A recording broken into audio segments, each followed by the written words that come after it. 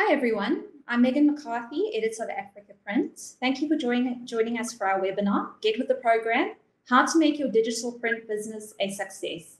I'd like to welcome and introduce our panelists, Jean Lloyd, owner of Jean Lloyd Consulting, Vanessa Wilson, owner and publishing director of Quick Fox Publishing and owner of publisher.co.za, Kylie Lloyd, cross-media marketing and web-to-print business development manager at Ramata Print and Communication, and Tertius van Heerden, managing director of Print on Demand.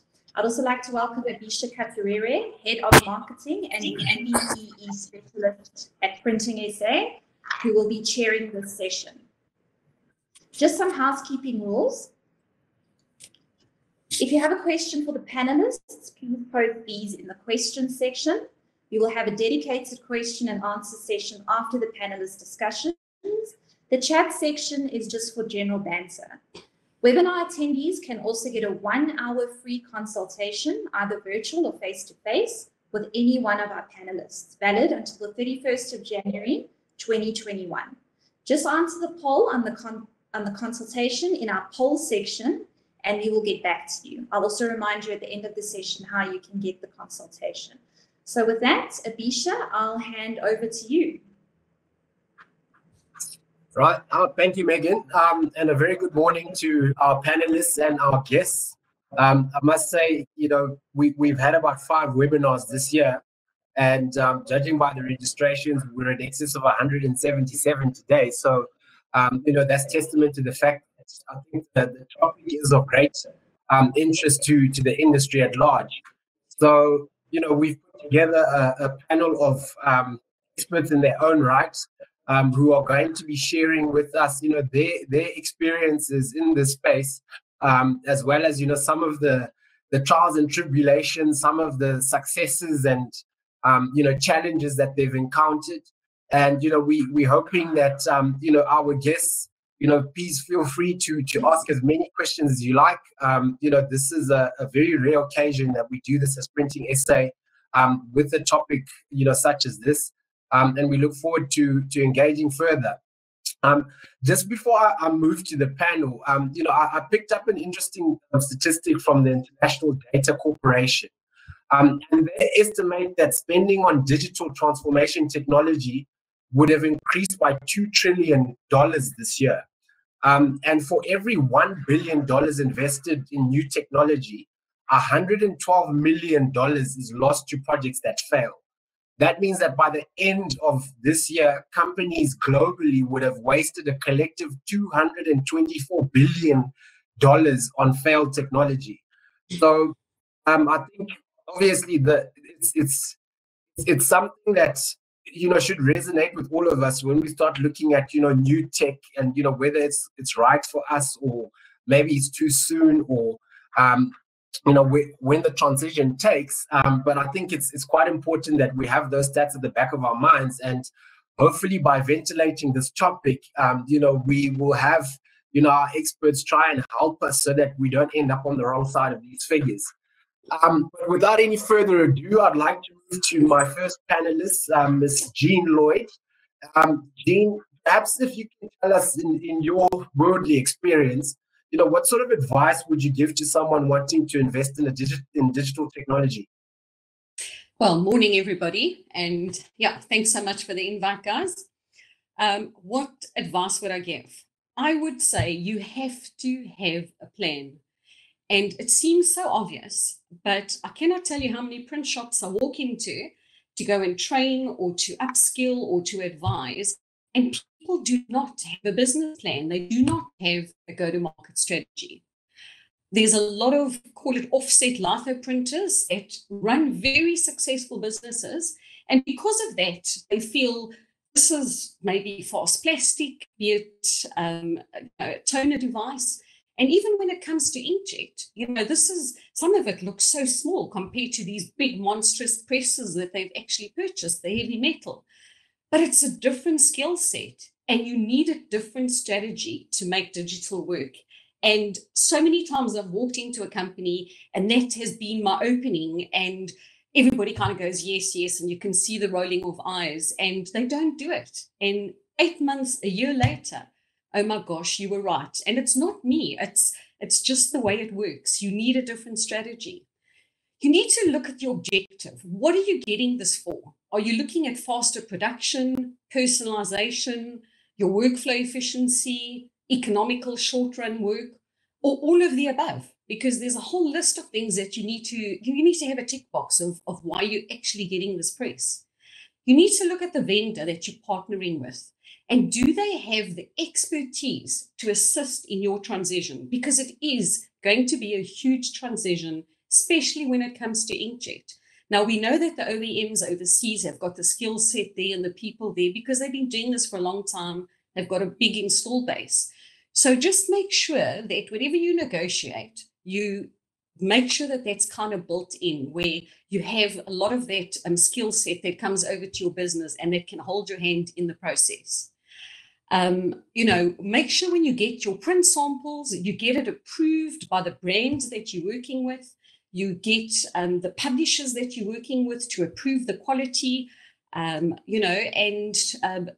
are important things, and they might seem very, very obvious. And I'm not talking about the samples that just come from the showroom that are picture perfect. But even those, make sure you have those signed off. So when you've got your press in locally, you can match up to that quality that was actually approved. Another, which appears obvious, but make sure that you have volume to justify your investment.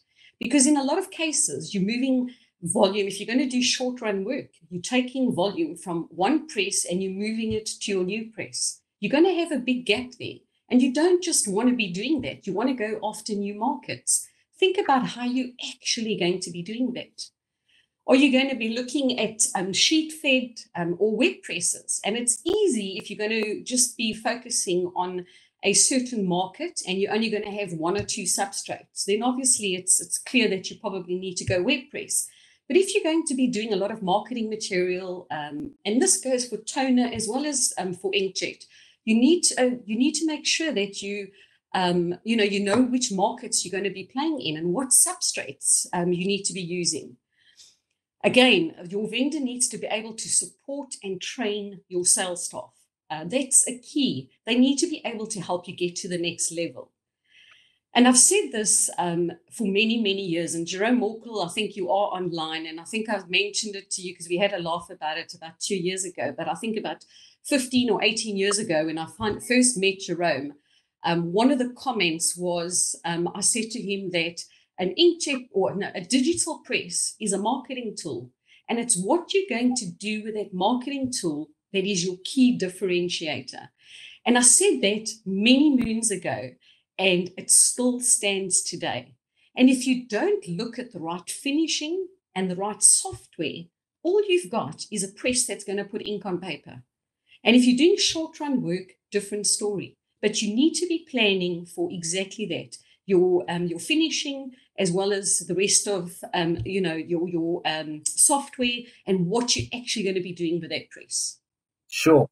No, that's very insightful, Jean, and we'll come back to that because I know you've got a little bit more that you want to share with us in terms of bringing that entire system to life.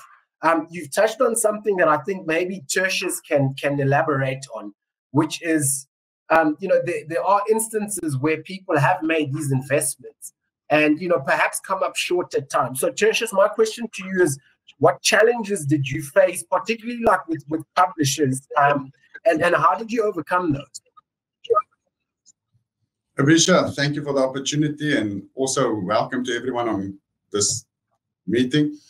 Abisha, for us, the general challenges that we faced with publishers especially was that publishers measured their value based on the lowest unit cost. And we believe that at the end of the day, for print on demand, it's about significantly reducing the overall operational cost, which can then directly deliver that to your bottom line. And at the end of the day, that is how we are driving our business, is on base of this print on demand model. Okay, perfect. And obviously, Vanessa, being a publisher, you could possibly speak to this from a customer point of view. Perhaps you can also share with us what some of your main challenges as a publisher and reseller of print products has been when it comes to digital printing, and especially in South Africa. Sorry, you're on mute, Vanessa. We had this on the pre-drill. Sorry. Thanks so much. Look, basically, Tasha's had hit on a point. For publishing, unit costs are very important, mostly because the print volumes are so low and book production costs are high. So when you amortize those production costs over printing, we have additional costs, not just the printing that the authors are essentially paying. There are other costs as well.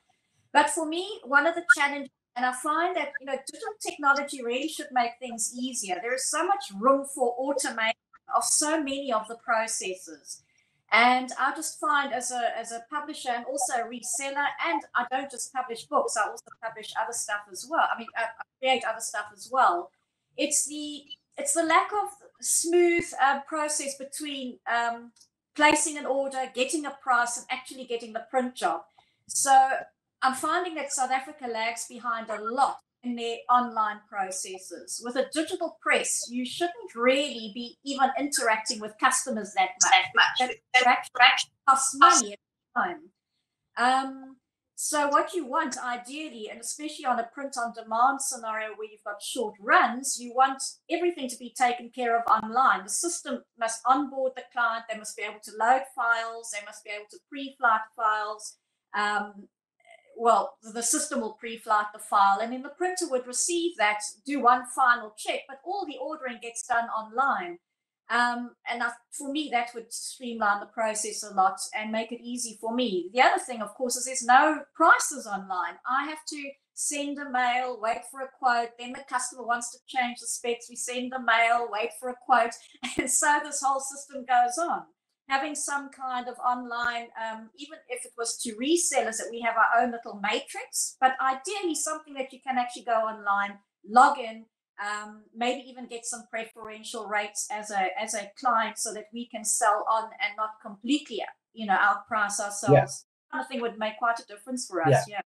And you've touched on something quite interesting, which is obviously there's a perception about the experience one goes through with our local or South African printers. Perhaps maybe you want to give us some insight into what has been your experience concerning the way printing companies do business in with customers such as yourself. That is, are they customer centric, or are they more technically inclined? What would you say to that? Well, I think, and no disrespect, I just think that the printing industry still has, in the old days, printing was a trade. And I think to a degree, they still have a bit of a trade mentality. Their job is to do the job. Whereas these days, you have to think about making things easy for the customer. Customers have been spoilt by I'm not saying we have to turn into fast food joints, but what I'm saying is customers are used to going online, getting responses quickly, quick feedback and interactivity. So I think that obviously that is something that needs to be looked at. What was the question again? Sorry. No, I was talking about the perception when it comes to your experience with the printers. Are there systems that one could start to investing in to make the process a little bit more user friendly from a customer point of view? Well, absolutely. I think one of the first starting points is that people need a website. It's amazing how many print companies, when you do searches, their website's already first port of call, and it's not very friendly. There's not a lot of information. Because printing in the old days was aimed a lot business to business, it's now business to customer, especially digital printing. But the customers don't have any experience. They don't know how to prepare files. They don't know what papers to choose. This kind of information could be provided online. It will cut down a lot of hassles with printers. Also, this backwards and forwards of emails get lost, deadlines get missed. It could really streamline things a lot. So I think just a lot more customer education, because digital appeals to a customer as opposed to, it's just moving more into, business to customer type of business. Yeah. But certainly, I think just getting websites sorted out, better information, and for a reseller like me, I need to know what the latest technology on the floor is.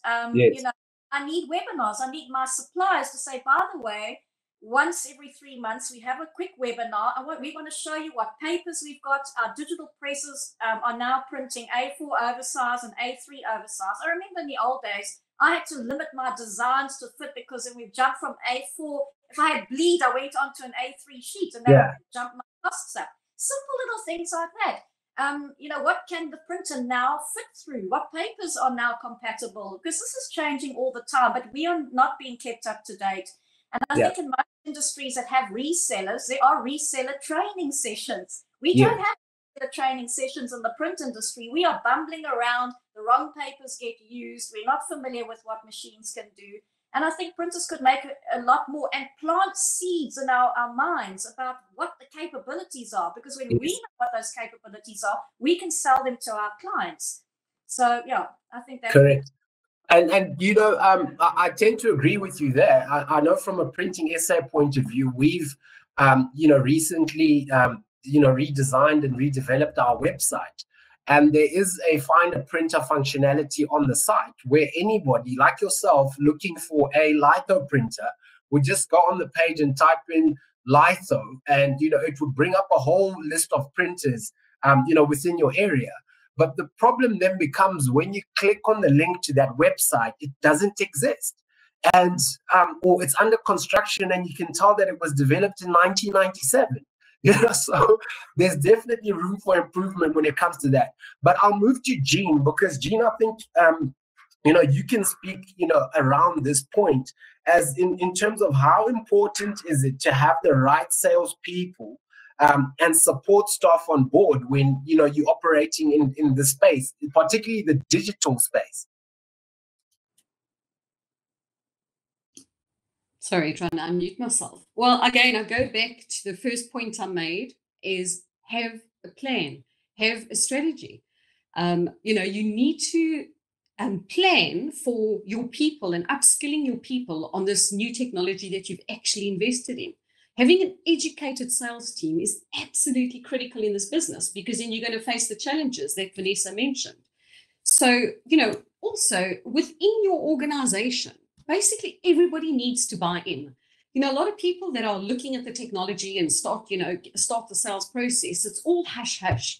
But you need your staff to buy into this. And you need to have a strategic change in your sales processes and what you're going to be doing as a business. You know, again, there's, you know, I'm just going to highlight a few points, and we'll get to some of the ones that sort of Vanessa mentioned. But, you know, volumes are going to be moving from one division to the other. So, you know, when you do your feasibility study about, you know, either it's toner or inkjet, obviously inkjet, you're going to move X amount more volume. You know, you need to be looking at this when you start planning people's targets and bonuses. And I see this so often in printing companies where that isn't part of the plan, isn't part of their strategy. And I can tell you now that those people that are going to, those salespeople, those managers that have to take that volume and move it across to a digital device, be it litho or inkjet, are going to do everything in their power to keep those volumes, because there go their commissions, there go their bonuses, and how are they going to get that back? So, you know, it's careful planning and how you're actually going to do this. And as I say, all your staff need to buy in.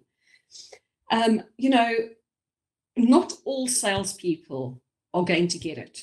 And one thing I always get asked, and I get requests all the time, help me find salespeople that can sell digital or a toner or inkjet technology.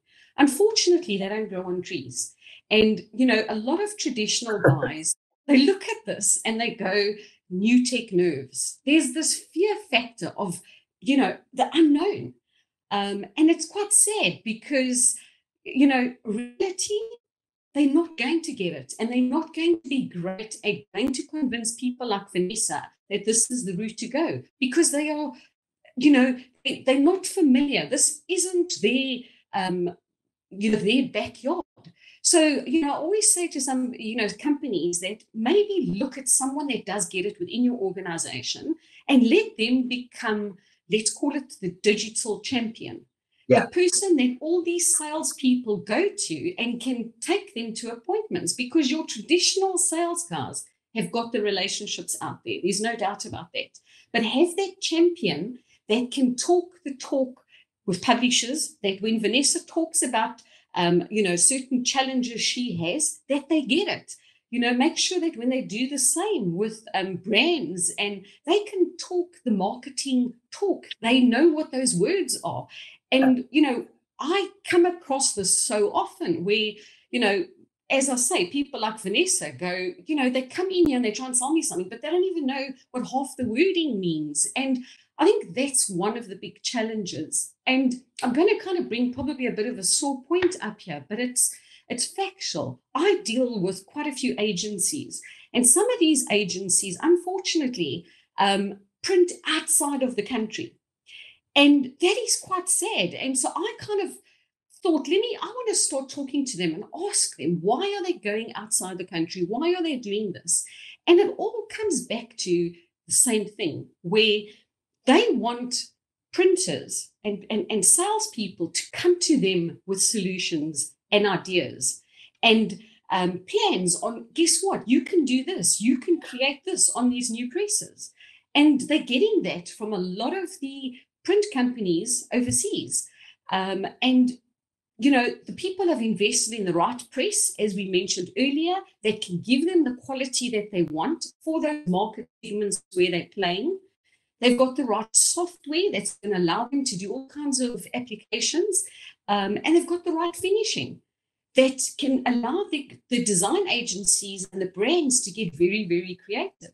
And if we want people to stop ordering outside the country, we need to learn from this. And, they're quite happy and eager to actually print inside South Africa. And I think we've got to do our bit to upskill our staff and the industry that would stop that from happening, and make sure that we're making these right investments, we're actually ticking all the boxes. And vendors play a big part in this.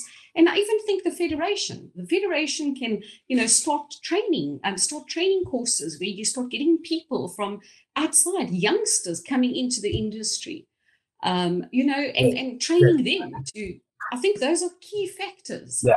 And again, I always say, if you look at, and just what you were talking about, figures and numbers, there has never been a better time for digital. And the train has left the station.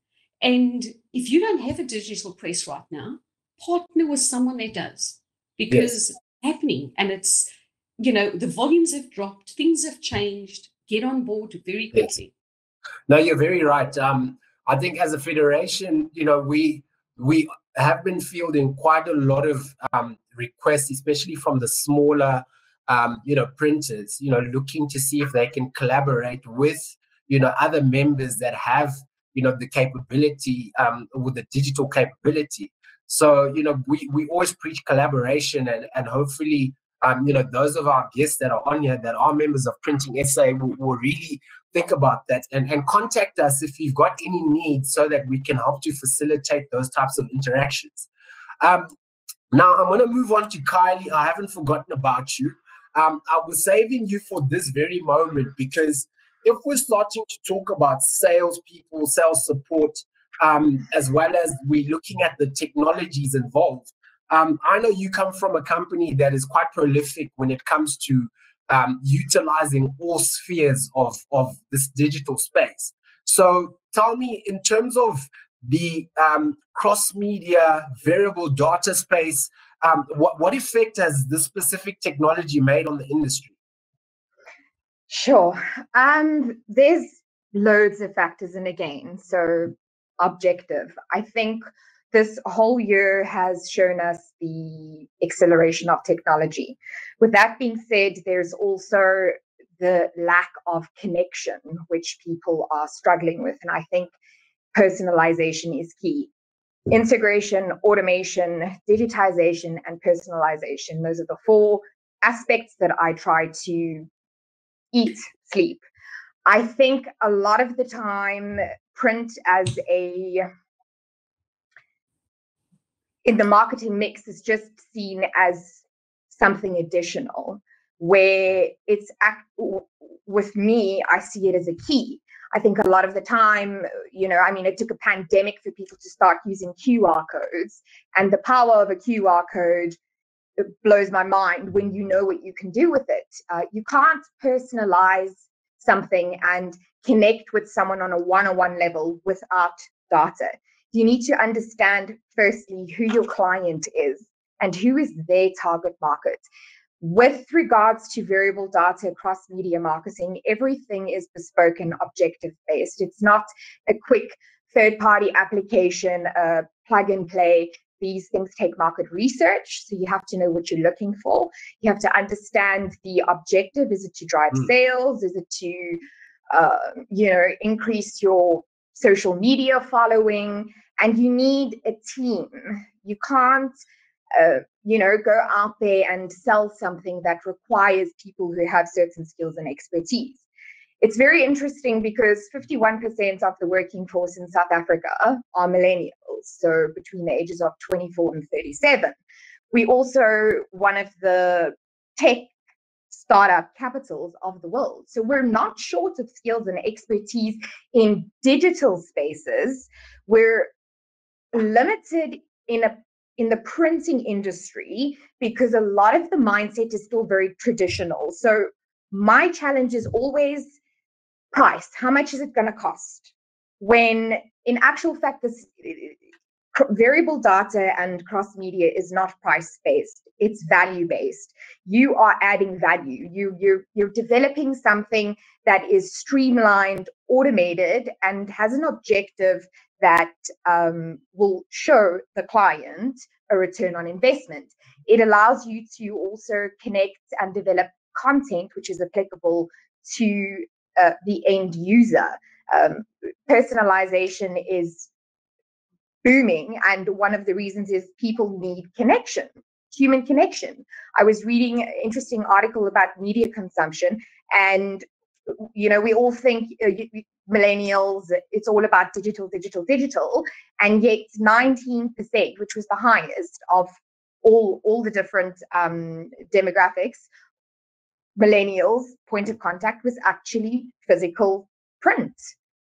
So yes. I think in order to not sell ink on paper, you need to try to understand what it is that you want to deliver. Do you want to educate?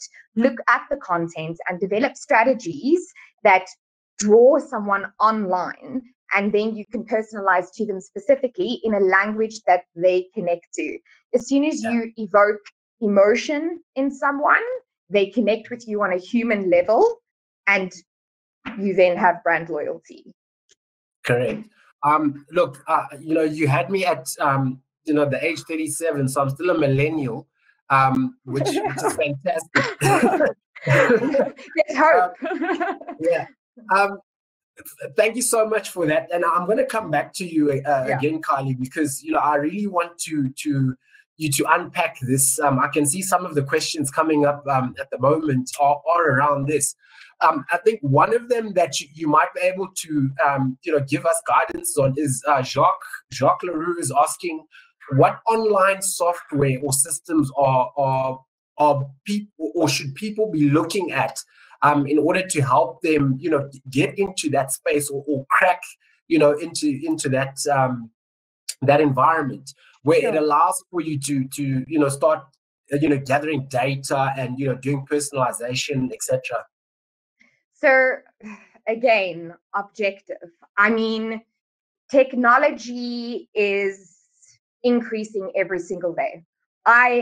We used to phone calls, email. I have probably about 6 or 7 different communication apps on my cell phone alone, just for communication.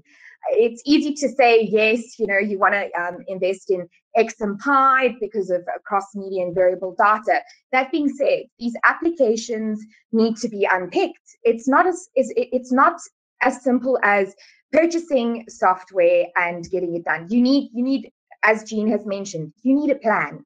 You need to be realistic. There's money that needs to be invested, additional costs which are hardly ever taken into account, and then a team. You need guys who know how to code. What language are we working in? Graphic designers who can assist, marketing strategists who can assist with market research. It depends what it is you're trying to develop. Yes. Websites, great. That's one application. There's CRM systems. There's loads of marketing automation applications, white labeled solutions. The problem is there are so many available that getting to a point of integrating and automating becomes the challenge. It's a huge investment, and if you don't have the internal resources, then I would definitely say partner, collaborate, and collective energy. Absolutely. And that being said, it's exactly the same with variable data and cross-media campaigns. It's not how much is it? Can I have it by tomorrow? Development needs to be done. So I think I'm happy to discuss it offline with Jacques to understand, what it is that he's trying to develop. But there are companies, agencies that you can partner with who really have expertise in these spaces that can assist in developing what it is that's required. Excellent. Thank you so much for such a, I learn something every single time I speak to you. And I will come back to you again. This next question, coming from the audience, I'm going to direct it to Jean and perhaps to Tertius as well. So maybe we can have a two-part answer to this. So Sean Prinsloo is asking, cost estimation without sight of the job is extremely difficult when you're going to print on inkjet technology, and that is due to the cost of ink. How is this issue being dealt with overseas that we're just not getting in South Africa? So I think, maybe Jean, you want to attack this from a international point of view, and Tertius maybe from a local point of view. Well, let's put it this way. I think if you look at inkjet technology, there's just so many advancements on this technology today, and you've got ink estimation tools. You can run a job through, and within a few minutes, you can actually have costs of what it's going to cost to print that.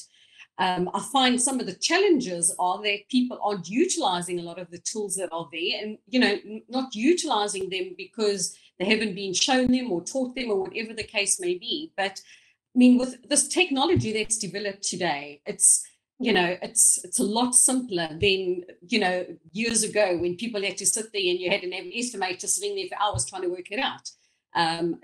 There's all their tools available on the front end of these devices to be able to work a lot of this out for you. And you can get that set up with, obviously working closely with your vendors. And you can also learn from a lot of what, as I've said to everybody that invests in this country, you don't have to be a guinea pig. A lot of these presses have been installed all over the world, and people have got certain ways of working. They know what substrates to use, and they know what the ink consumption is going to be on certain substrates, and it's going to be different because of obviously the ink penetration on those substrates and coaters and pre-coaters. There's a lot of factors that go into play, but it's very possible to set it up, when you're sitting with the right partners and the right people. And again, learning from what other companies have actually done. So, obviously, I can discuss this offline with whoever needs to, but as I say, most of your vendors can answer that question for you and actually assist with that. Sure, great.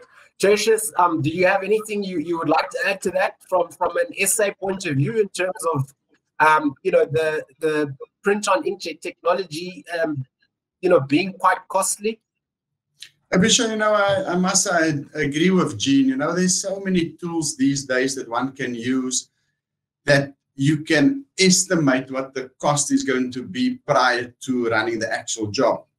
I think Vanessa made a very good point when she first started, where she said, one must almost link something to your website where it will make your publishers or your customers a part of the print journey.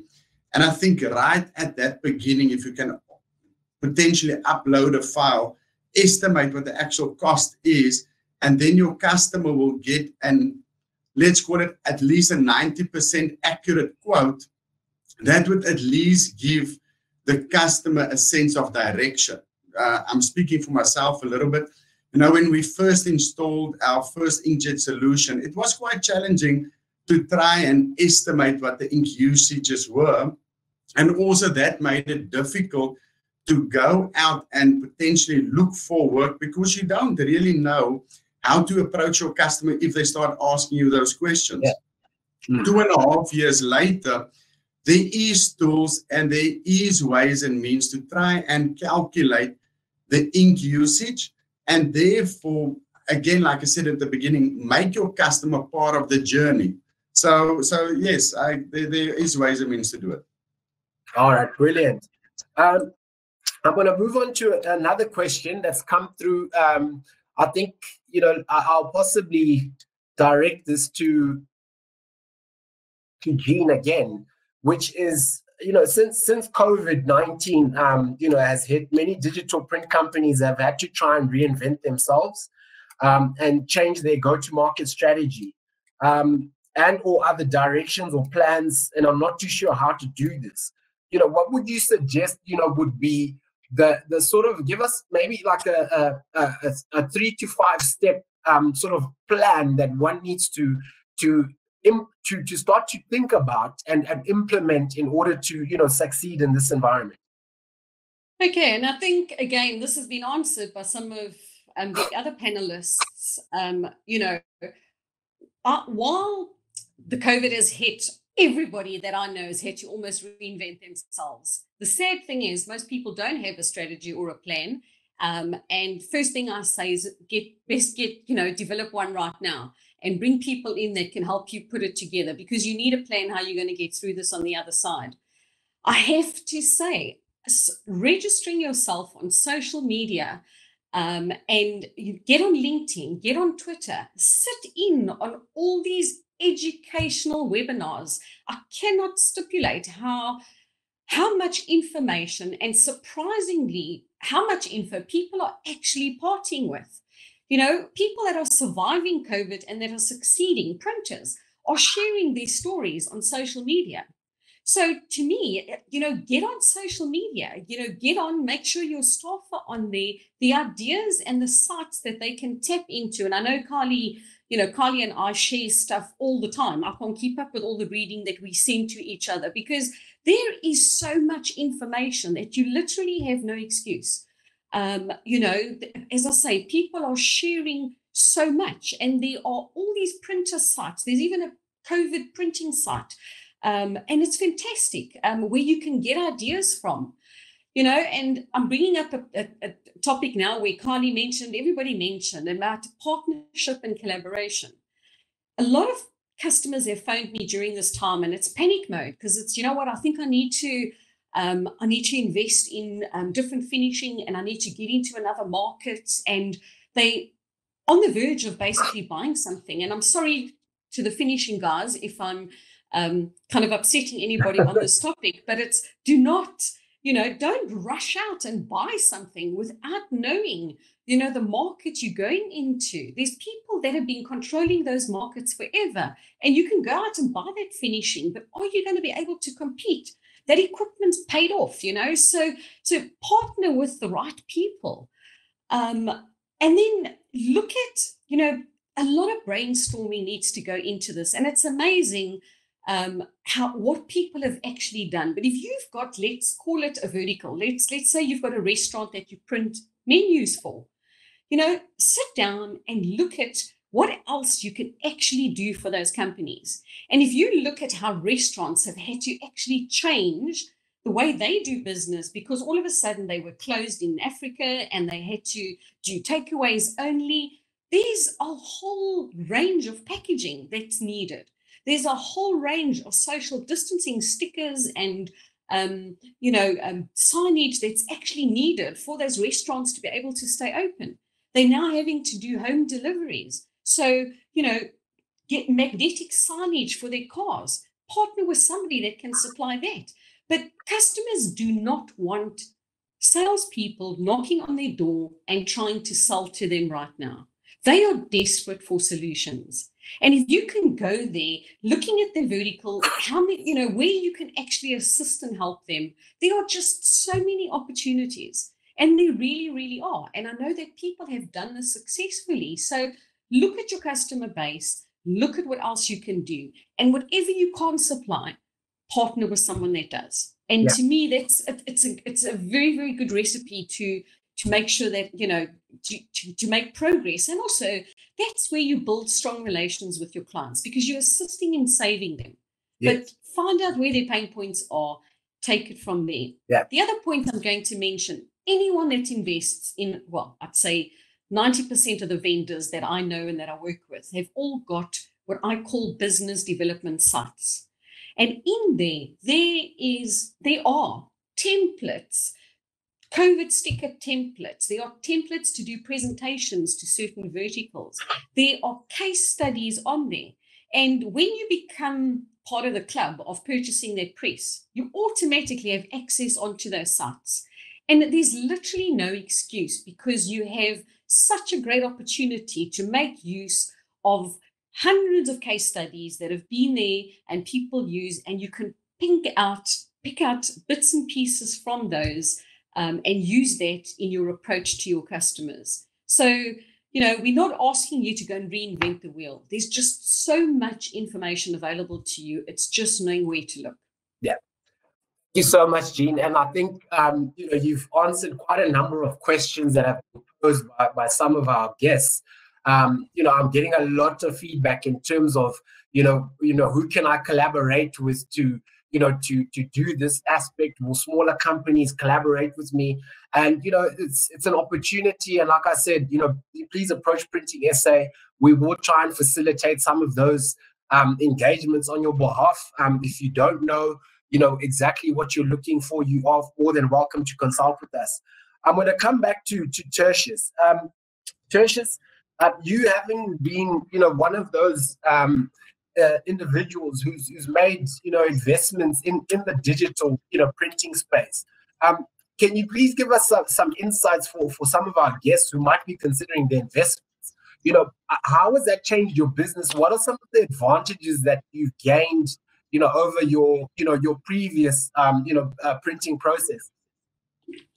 No, Bisha, for us, first of all, I think we need to start off with what is the vision for our company. And I think when we first realized where we want to drive our company and the vision thereof, it made so much sense as to how we want to invest in technology.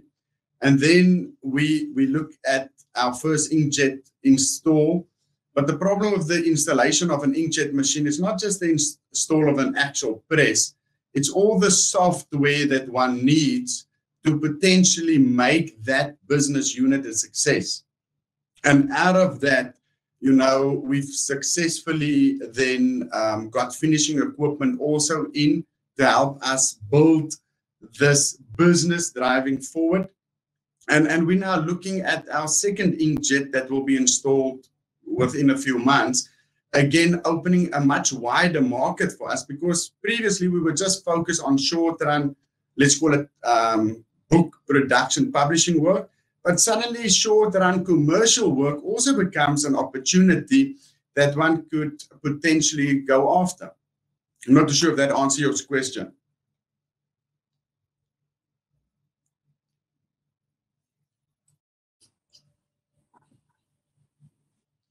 You're on mute.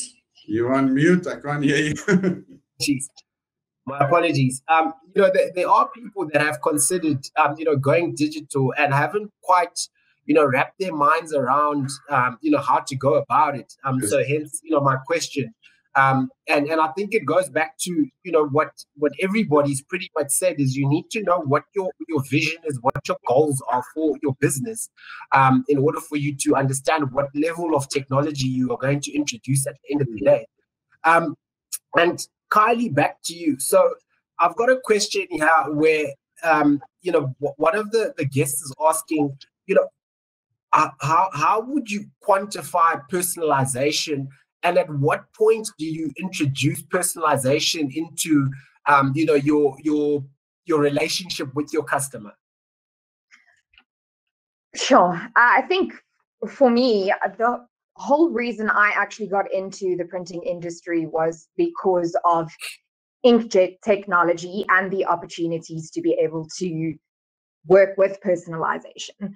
I did local store marketing, and I was working with loads of different variables, which became time consuming, and generic campaigns were being executed across all stores, but none of it was being measured. So I think from the beginning, when you have a good relationship with with the brand or the business, and you understand their business model, their target market, then you should introduce it from the get-go. The beauty about personalization and cross-media marketing is that you're taking different methods of communication, so multi-mix, multi-channel, but you're streamlining the entire experience, where you're then taking the customer on a journey, which then allows you to, firstly, be able to measure and monitor how they like to be engaged, because you have integrated different methods. So you know how to communicate with them on a one-on-one level, and then you can also give them offerings that are applicable to them specifically. I'll give you an example. Say your business is in retail, and you're printing flyers for them that are generic, say Black Friday marketing collateral. Yeah. With a simple QR code and a method of maybe a brand awareness campaign where you can drive them online to retrieve information, you can now communicate with them on a one-on-one level and give them offerings that are applicable to them specifically. So it's not just one generic, one size fits all, here's my offering. Each individual piece, each method of communication is unique.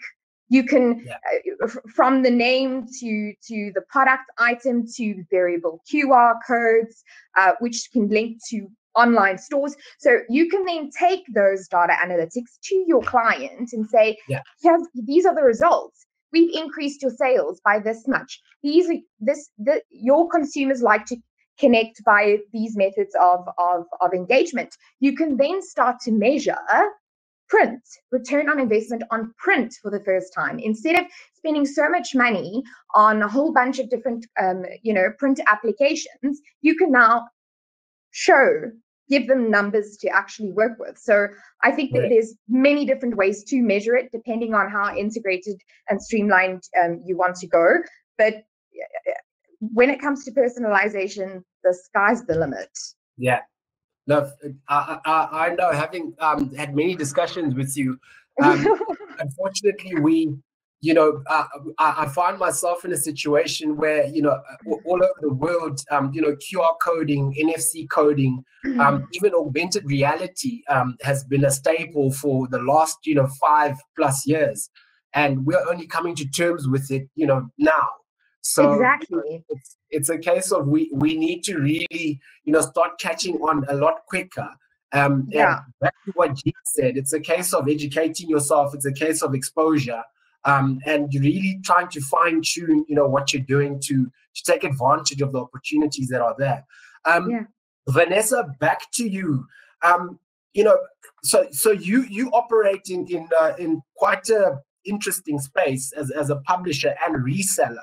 I just want you to really give, us a little bit more insight or focus into, what is it that you guys look for, now going forward? Because I would imagine that some of my guests, are looking to work with, the likes of yourselves and, many others. So what sort of advice would you give somebody who is looking to start going into, printing for publishing and, for resellers of print products like yourself? Sure. Well, I think one of the first things you need to do is become familiar with the publishing space.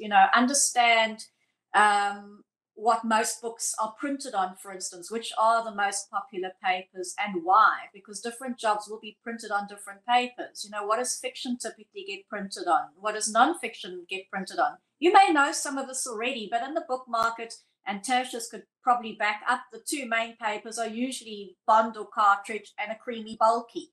Then, of course, you get your matte or gloss arts for your full color jobs, and those clients who specifically want that. So essentially, it's about understanding the space. I think you need to understand the mentality of the self-publishing author, and that's quite simple with a consultation or two, you know, some training. You can get into the minds of them. Self-publishing authors come with their own unique challenges, the biggest of which is that they know nothing about publishing. So they are hand-holding from the very first call or the very first email. They will think that they can send you a manuscript and you're just going to press some button and it'll turn into a book complete with perfect bound cover and everything. So, you know, and they also don't understand papers. There's a lot of hand-holding that's necessary. So you need to set up systems that basically preempt a lot of this and provide and educate your customers up front. You also need to teach them how you want to do business. So most of my work is actually managing customer expectations, which is not unique. I think everybody is doing that. Self-publishing authors, they're very precious. This is their baby. It's their life's work. Some of them, you know, have spent 10 years doing this. So you do become a little bit like a midwife or a gynecologist. So you've got to be very careful how you put stuff across, but you can't just be putting time and time into these people. You will never make money. It's just not cost effective. So it's understanding them. How can you refine your systems and processes to get them in and out as easily, smoothly, and quickly as possible without making them feel like you don't care? And then I think streamlining some of your costings, and just back to this pricing issue. I can just tell you how Amazon and places like Ingram Spark are doing it. They would charge a base price, and that base price would literally be probably the cost of printing and laminating a cover and the cost to perfect bind the book. That's the base cost, stays the same. Then they will work out an estimate, like from size pocketbook to US trade, which is just slightly bigger than A5, is X amount per page. Obviously, the pocketbook is paying a premium because the page is small, cost X amount, but you have to kind of limit the options. And then from that trade to your A4 size, it's another price, and from A4 to A3, it's another price. And customers will select a size that falls within that. So you've already narrowed your costing down. Then Amazon charges a base rate. Let's say that's 27 Rand 90. I've worked it out roughly. And then they'll charge something like 23 cents per page.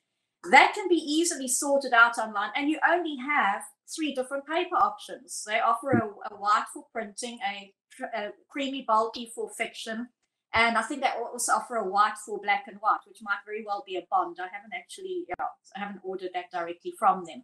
So those are ways that you can actually streamline. But I think there's a lot to be had with the self-publishing market. You may decide, we've personally set a thing that we won't deal with one-off books. It's just not worth our while. We can't make it like that.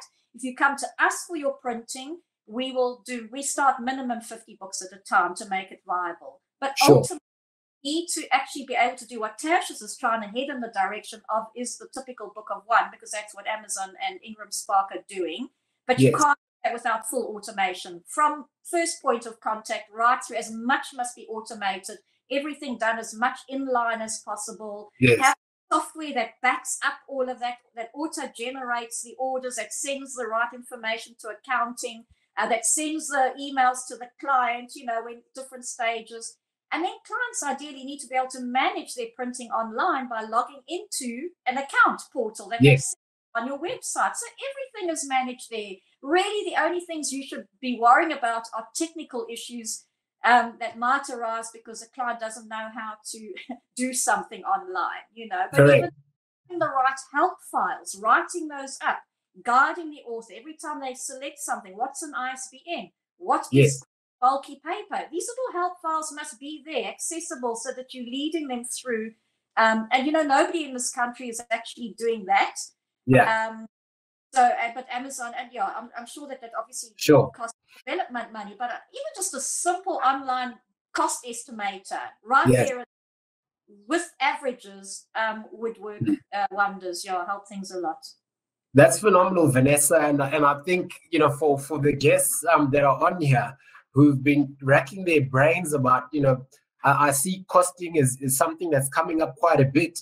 You know, as Vanessa's offered some great insight onto how to do that there. We're coming almost to the end of the session, so I just want to wrap up and I'm going to ask each of our panelists, the same sort of question. And I'll start with Jean. Jean, as a big proponent of the digital inkjet, market, and as Printing SA, we've also done research, which is quite recent, that has shown that the greatest growth trend will be in this space. I see we might have just temporarily lost Jean there. But basically, maybe Tertius, I'll move on to you whilst we're trying to get Jean back. Is where do you see the future of print? In the next, say, 5 to 10 years.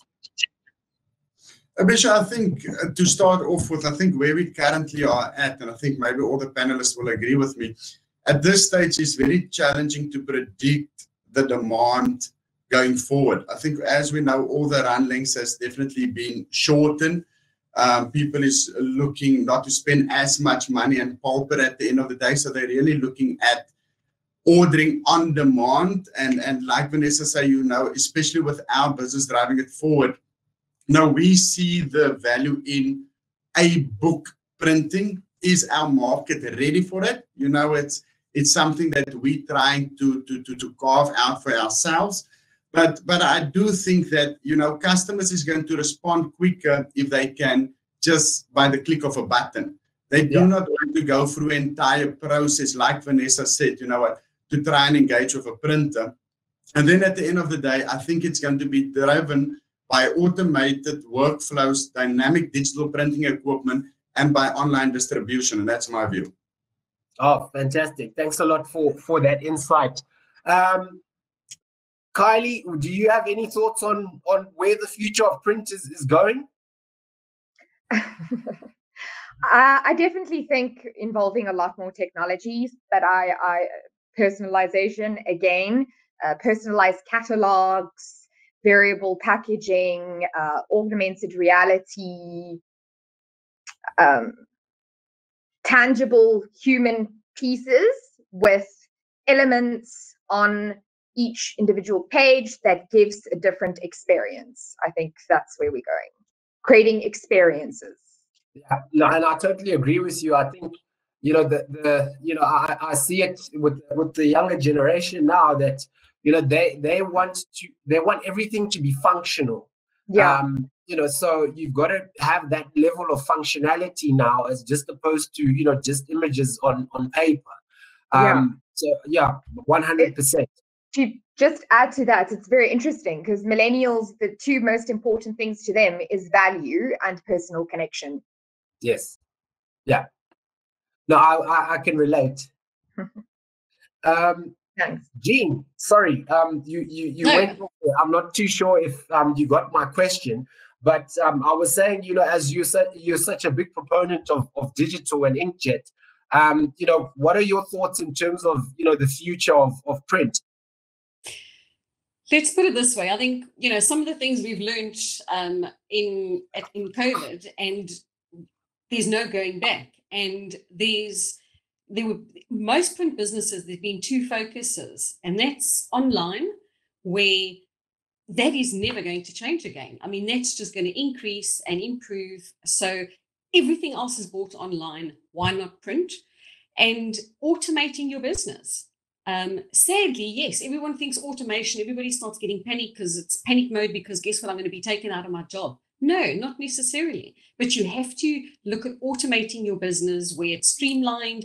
You have got, if you take inkjet in Tertius's space, let's call it in Vanessa's space, in the publishing space, white paper in, book block out the other side without any hands touching the system. I mean, that is the perfect scenario. You're cutting out processes.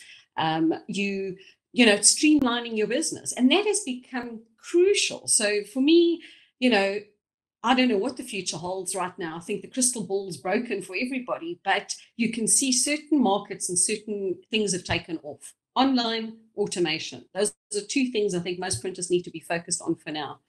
And let's hope that crystal ball gets repaired and we can see where it's going. Indeed. Guys, thank you so much. You've really, given us a wealth of information. And hopefully it's been very useful for all of our guests that have attended. I would like to see us, run a series of these types of discussions going forward. So, if we do call on you once again, please, we would appreciate it if, you would, bend your ear to us again and help us to help the industry at large. So thank you, Tertius, Kylie, Jean, Vanessa. Much appreciated on behalf of Printing SA, as well as Africa Print once again for allowing us to host this on your platform. And with that being said, I'll hand you over back to Megan to wrap up. Okay, thank you so much, Abisha. I just want to, that wraps up our session. Thank you to Abisha and Printing SA. Thank you so much to our panelists for taking the time to join us, and as well as to our attendees for watching.